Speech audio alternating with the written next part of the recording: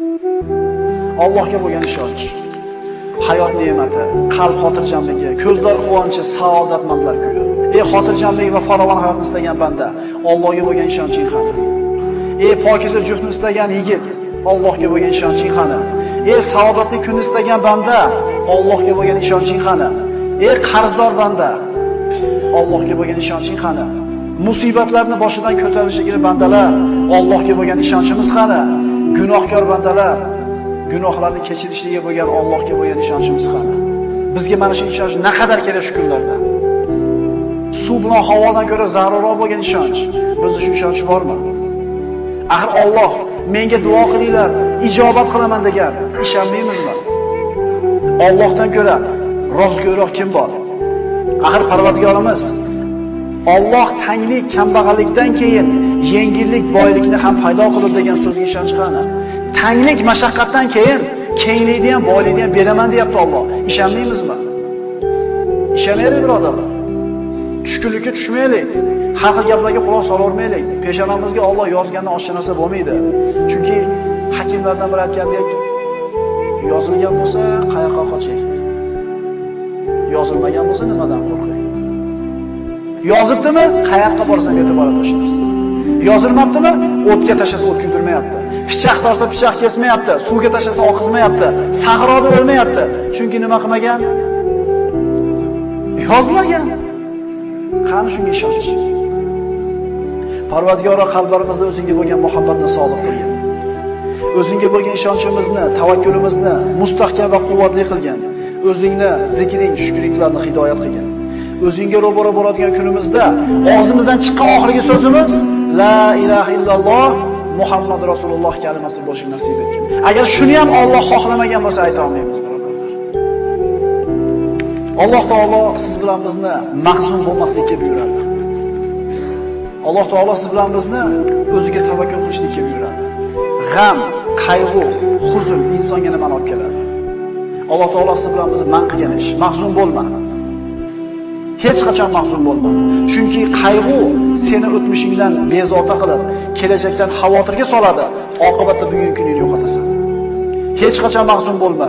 Chunki qalb qayg'u bilan ovora bo'lib, ruhing so'nib, yuzing nuri ketadi. Orzu umidlaring yo'q bo'ladi. Ey mo'min banda, mahzun bo'lma. Chunki qayg'u dushmaningni xursand qilib, do'stingni mahzun qiladi. Qayg'u sababli haqiqatlarni ko'ra olmay qolasan. Mahzun bo'lma, chunki qayg'u qazoy qadarga norozilik, ne'matga esa nonko'rlik bo'ladi. Mahzun bo'lma, chunki qayg'u, g'am yo'q qolgan narsani qaytarmaydi. O'liklarni tiriltirib, qadarni qaytarmaydi, foyda keltirmaydi. Mahzun bo'lma, chunki qayg'u shaytondan, qayg'u faqirlik va naq umidsizlikdir. Mahzun bo'lma, agar sen faqir bo'lsang, umri qarzga botib ketgan kishilar bor. Agar mingani uloving yo'q bo'lsa, oyog'i shol bo'lib qolgan odamlar bor. Mahzun bo'lma. Agar bir farzandingdan ajragan bo'lsang, shunday insonlar borki, bitta baxtsiz hodisa tufayli butun oilasidan mahrum bo'lganlar bor. Mahzun bo'lma. Agar gunohkor bo'lsang, tavba qil. Yomon ish qilgan bo'lsang, istig'for ayt. Xato qilgan bo'lsang, isloh qil. Allohning rahmati keng, tavba eshiklari ochiqdir. Mahzun bo'lma. Agar g'amga botsang, asablaring taranglashib, vujudingni qiynab tunlarni bedor qilasan. Mahzun bo'lma, chunki qazoy qadar qalami ishini bitirgan, varaqlar qurigan, kitob yopilgan, undan oshiqcha ham kalom bo'lmaydi. Mahzun bo'lma. Mahzun bo'lma, qo'lingdan ketgan narsaga g'am chekma. Bittasi ketgan bo'lsa, hali qo'lingda juda ko'p Alloh taoloning ne'matlari bor. Axir Alloh aytmaydimi? Agar Allohning ne'matlarini sanasangizlar, sanoqqa yeta olmaysizlar. Bitta ko'zing o'yilgan bo'lsa, ikkinchisi turibdi. Ikkala ko'zing ketgan bo'lsa, quloqing, oyog'ing turibdi. Bitta ne'matdan mahrum bo'lgan bo'lsang, hali juda ko'p ne'mat bor. Mahzun bo'lma. Hasadgo'y, botil ahillarning tanqidlariga parvo qilma. Chunki ularning so'zlariga sabr qilishda senga ajr mukofot bor. Seni tanqid qilishlari seni qadringni belgilaydi. Axir odamlar o'lik itga so'z otmaylar. Doim istig'forda bo'l. Chunki Parvardigorim tavbalarni qabul qilguvchidir. Alloh aytadi istig'for etgan bandalarga: Parvardigoringiz Allohdan mag'firat so'ranglar. Albatta u o'ta mag'firatli bo'lgan zotdir. Shunda ustlaringizga osmondan yomg'ir yog'dirur. Sizlarni moli dunyo, bola chaqa bilan madad berur, hamda sizlarga bog' bo'stonlarni berur. Istig'for etgan bandan ustidan yomg'ir yog'adi. Bog'irog'i, bola chaqasi, moli dunyosi ko'p bo'ladi. Faqat ishonishlik kerak bunga. Mahzun bo'lma. Kasallik albatta ketadi. Musibatlar albatta ko'tariladi. Gunohlar kechiriladi, qarzlar uziladi, mahbuslar ozod bo'ladi. G'oyiblar, ketganlar albatta qaytib keladi. Osiylar tavba qiladi, albatta yomonlar jazosini oladi. Mahzun bo'lma. Mahzun bo'lma. Modomiki odamlarga yaxshilik qilar ekansan, albatta mushkullalaring hal bo'ladi. Chunki odamlarga yaxshilik qilishlik inson o'zining mushkullarini hal bo'lishiga sabab bo'ladi. Mahzun bo'lma. Chunki sen qilgan bitta hasonat uchun 10 dan tortib 700 gacha ajr beriladi. Balki undan ham ko'proq. Lekin qilgan gunohinggacha bittagina jazo beriladi. Mahzun bo'lma. Senda eng katta ne'mat bor. Chunki sen tavhid kalimasini aytganlardansan. Ahli qiblasan, musulmonsan, qo'lingni duoga ko'targan kishilardansan. Sen mahzun bo'lma. Mahzun bo'lma, chunki sen hayotning yengil og'ir, issiq sovuq, faqir boy holatida ham foyda ustasan. Rasul aytgan u, mo'min ish ajablanadi. Qanaqa kun kelmasin uni foydasi. Yaxshi kun yetsa Allohga shukr qiladi, savob oladi. Mashaqqatli kun kelsa sabr qiladi, yana savob oladi. Bu faqat kimga berilgan? Mahzun bo'lmaydi musulmon odam. Mahzun bo'lma. Axir senda Qur'on bor, zikr, duo bor. Axir senda namoz, amr ma'ruf, sadaqa, boshqa savobli amallar bor. Boshqalarda yo'q bu narsa. Kim xohlardi dunyoda iymoningni berasan, dunyodagi hamma xohlagan narsani beraman desa, qaysi mo'min xohlardi shu narsani? Odamlarga zulm qilayotgan, haqlarini yeyotgan, tuhmat qilayotgan, bo'xton qilayotganlar ham o'ladi. Zulm ko'rgan, sabr qilgan, savob umid qilgan kishilar ham o'ladi. Lekin Alloh taoloning huzuriga borganda kim yutuqda bo'ladi? Dunyo hayoti vaqtincha. Ad-dunya sa'a fajal xato degan Rasululloh. Dunyo 1 soatlik umr bor yo'q. Ana shu 1 soatni ibodat qilib aylantiringlar degan Rasululloh. Kim o'lmaydi? Kim o'lmaydi?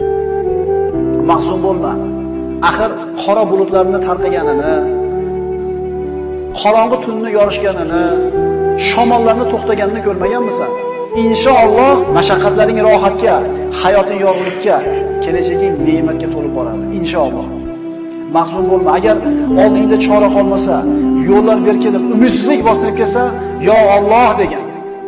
Mahzun bo'lma. Agar musibat, baxtsizlik, xavotir kelsa, yo Alloh degan. Mahzun bo'lma. Agar keng dunyo tor bo'lib ketgan bo'lsa, ishlar og'irlashsa, yo Alloh deb nido qilgin. Mahzun bo'lma. Agar oldingda ishlar yo'qsa, yo Alloh deb nido qilgin. Odam boshiga qiyin kun tushsa, tashvish bostirib kelsa, o'zini o'tishga urib ko'radi. Undan yordam so'rab ko'radi, bundan pul so'rab ko'radi, unga dardini aytib ko'radi, bunga shikoyat qilib ko'radi-da, oxirida nima deydi? Alloh endi o'zing borsan endi. Qachon? Oxirida. Siz Alloh deng, mushkulingizni Alloh kimi qo'li bilan qanaqa qilib hal qilib beradi, uni kim biladi? Chunki unga saharlarda hojatlarni so'rab qo'llar cho'ziladi. Qalblar uning marhamatidan umid qiladi. Uning ismini aytib, ko'ngillar taskin topadi, ruhlar orom oladi, asablar tinchlanadi. Uning ismini qalbingdan aytgin. Ishonib unga duo iltijo qilgan, uning rahmatidan umid qil. U duolaringni eshitib turganiga va albatta ijobat qilishiga ishongin. Shunda agar shunday so'rasak, nima bo'ladi? Omonlik, xotirjamlik, farovonlik, to'kin sochinlik, quvvat, izzat, yordam, lutf, inoyat, ihson keladi Alloh tomonidan. Faqat shunga loyiq bo'lish kerak. Yo Alloh, bedor ko'zlarga xotirjamlik uyqusini, omonlikni bergin. Istirobga tushgan qalblarga taskin va halovat bergin. Ularga yengillik va yaqin fathini bergin. Yo Alloh, ko'zlarni o'z nuringga hidoyat qilgin. Adashganlarni to'g'ri yo'lingga boshlagin. Parvardigoro, bizlardan g'am qayg'ularni ketkizgin. Yo Alloh, agar unutgan yoki xato qilgan bo'lsak, bizni azobingga giriftor aylama. Parvardigoro, bizlarning zimmamizga bizlardan ilgari o'tganlarning bo'yinlariga qo'ygan yukingni yuklama. Bizlardan tashvish iztiroblarni ketkizgin. Xavf va xatardan yolg'iz o'zingdan panoh so'raymiz. Parvardigor, sendan boshqalarga suyanib qolishdan, boshqalardan umid qilib qolishdan panoh so'raymiz. Sen bizning hojamizsan. Yengil kunimizda, og'ir kunimizda, tashvishli xotirjam kunimizda Allohga o'ziga ishonaylik.